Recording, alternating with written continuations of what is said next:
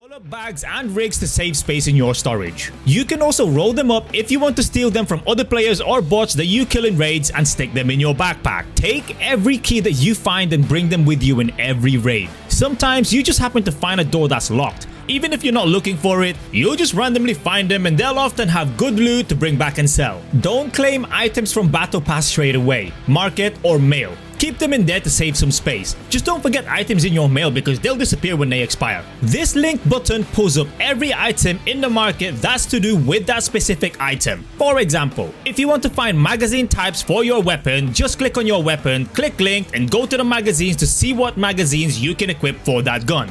Dismantle a gun first, then sell each part in the market to earn more money. Prioritize selling vital parts of a weapon if you want a quicker sale, as people are always crafting guns. There are 6 items you need to bring to every raid without fail. Health medkits to heal your base HP, but they use hydration every second you're using it. Bandages to fix bleeding status. Painkillers to ignore pain. I'll explain this more in a minute. Surgical kits to fix destroyed body parts, aka broken bones. Water to avoid dying from thirst, and energy drinks to avoid dying from hunger. The health system in this game is complex as hell. There are many ways to die in Arena Breakout. Here's how to minimize your chances of dying by using these 5 items I just spoke about. This is the #1 habit you need to build ASAP. Always use painkillers before entering a fight or a dangerous area. Pain is the biggest pain in the ass in Arena Breakout. Pain causes a lot of trouble if you don't deal with it properly. For example, if you're aiming down your weapon and you get shot in the arm and that arm breaks, you will automatically lower your weapon because of the pain.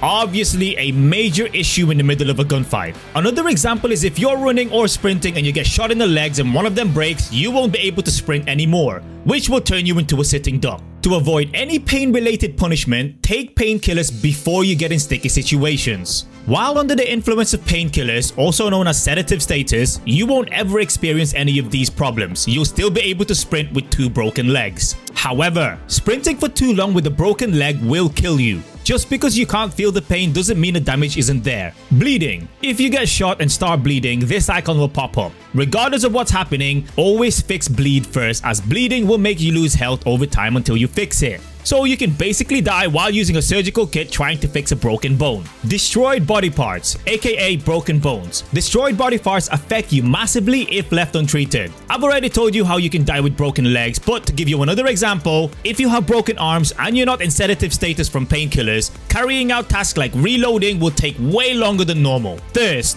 or hydration. Using medkits to heal or sprinting are some of the ways to drop your hydration levels. When your hydration level gets low, you become thirsty. When you become thirsty, your vision becomes blurry and you can even die. Energy, aka hunger. Again, sprinting also affects this status. Weight also affects this. So if your backpack is full of items and you're overweight, you consume stamina quicker, meaning you cannot sprint for long. Oh, and you can die from hunger too. Eat. Here's normally what I take for a budget survival build. 3 of these healing kits for my base HP. It's cheap and heals nice. It also doesn't use much hydration per second. I just loot more from the map if I need more. 2 packs of field bandages or 1 OPM bandage if I have a bit more money. 4 simple surgical packs or 1 standard surgical kit. This standard kit is cheaper from Evita but can only be bought at level 20. More expensive but only takes 2 slots with 4 uses. And lastly, this Hung Yang drink from the market. This thing is awesome. It only takes 1 slot and gives good amount of hydration and energy fix. I take 1 for farm,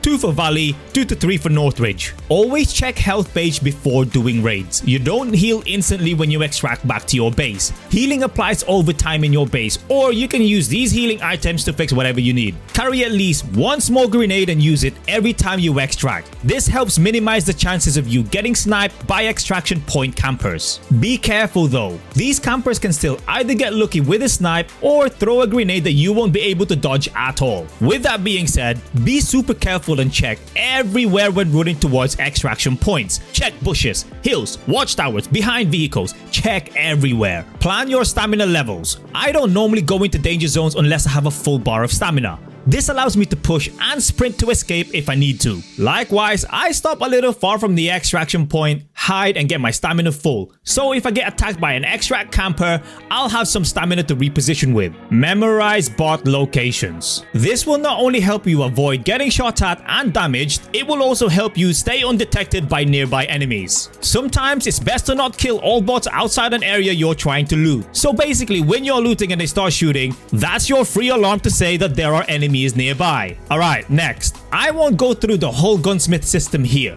I have a separate guide for that. Subscribe! But if you ever want to edit a weapon you already have, put it in your storage, tap on it, click gunsmith, edit away and save that build. Backpack slots explanation.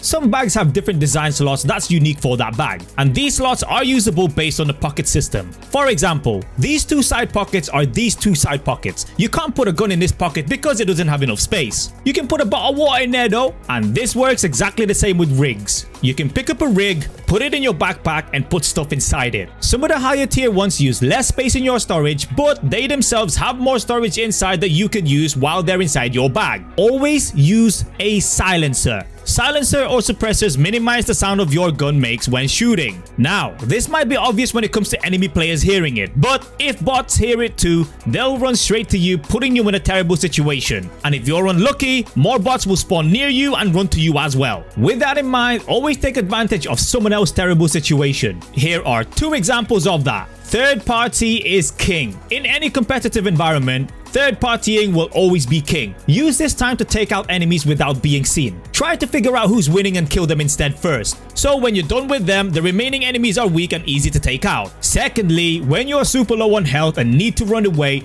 as soon as you hear chaos, run. Everyone's gonna be so busy trying to kill each other and you'll just be a little mouse running away. Still be careful though, you're only less likely to be killed. This doesn't turn you invisible or immortal. If you can hear it, enemies can hear it. Healing, drinking, bush noises, if you can hear it, enemies can hear it. ABM. Always be moving. Shoot, kill, reposition, heal, repeat. Arena Breakout is a marathon, not a sprint. It's all about playing smart. You can make your enemies run out of supplies by simply moving around and teasing them. When they run out of supplies, they're free food. Prone when looting. Even when you have to loot out in the open, prone. At a glance, enemies might mistake you as someone who's already dead, at least the lower tier players anyway. But that still minimizes the chances of you getting killed in general, so take it. Any level of bullet can one-shot you in the face or the ear. Yup, including the crappy tier 1 bullets. Buy a helmet with a face guard. Get this helmet, go to this tab and buy this mask. It's cheap and it prevents you from getting one shot in the face. Once you bought the helmet, drag the mask onto it to install it. On that note, helmets have a mini gunsmith. Some of them will allow you to equip tactical items like a face mask or a night vision goggle. And on your hood, this button allows you to toggle on or off tactical items on your helmet. Don't get too close to a wall or an enemy. You'll fold your weapon into your chest, which means you'll shoot sideways. With that in mind, you can actually use this mechanic to your favor. Run up to an enemy and hug them. They won't be able to shoot you at all. Perfect when you have a melee weapon out. Just run up to them and start slashing. They won't be able to do anything at all. Always try to keep spare magazines full.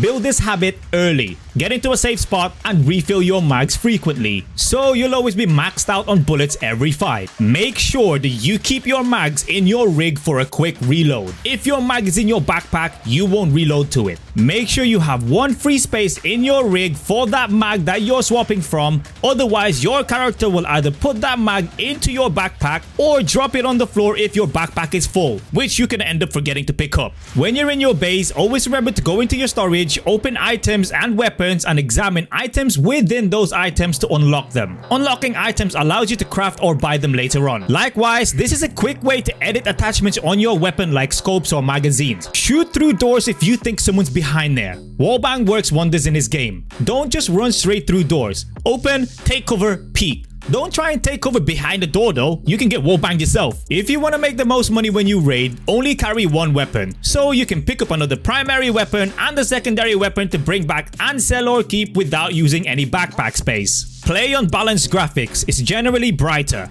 It's also light on your device, so you can push your FPS setting higher. If you're broke, quickly do covert raids. Not only do you get free stuff from the start, you can also run around the map just scavenging for items other players left behind because they're full. Get used to using throwables ASAP. These are absolutely crazy useful in boss fights or flushing out campers. With that in mind, grenades aren't just for killing. If they explode near a player, they can damage their hearing, allowing you to push without being heard. Be careful though, these footstep sound indicators will still come up. If you're a gaming demon and just naturally good at killing and surviving, do all of your tasks in ranked mode. You don't really get bonus EXP from the task itself, but every kill on every successful raid is rewarded higher when you're in ranked mode. Remember this: less weight, faster movement. Also less weight, less stamina consumption when sprinting.